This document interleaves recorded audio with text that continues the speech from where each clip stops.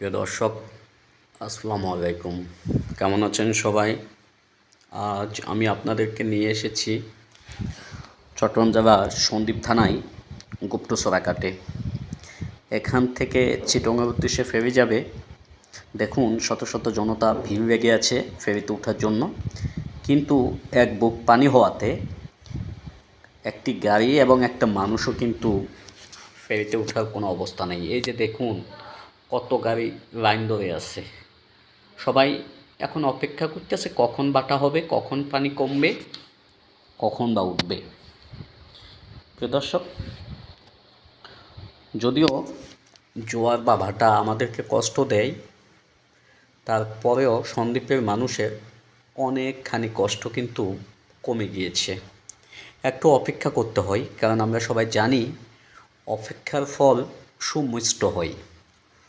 তো অদূর ভবিষ্যতে হয়তো এই সমস্যার সমাধান হবে। তবে এখন ওই যে দেখুন, ফেরি যেখানে দাঁড়িয়ে আছে মাঝখানে অনেক পানি, সেটা হয়তো এক বুকও হতে পারে।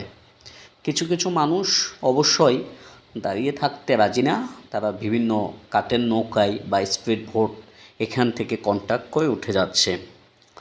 কিন্তু আজ যে ফেরি দুটাই যাওয়ার কথা ছিল, কিন্তু জোয়ারের জন্যই একটি গাড়িও এখন পর্যন্ত উঠতে পারেনি। আমি ওখানে প্রায় 4টা, বিকেল 3টা থেকে 4টা পর্যন্ত ওখানে ওয়েট করেছি। 4টা না, 3:30, কিন্তু একটি গাড়িও ওঠার কোনো সুযোগ পাইনি।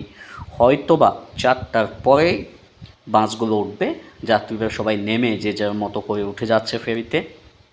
প্রিয় দর্শক, যদি ফেরি আপডেট পেতে চান, সন্দ্বীপ থেকে দুটাই যাওয়ার কথা ছিল, কিন্তু নদীর উপর তো কারো নেই, সেই ক্ষেত্রে 4টায় যেতে হচ্ছে।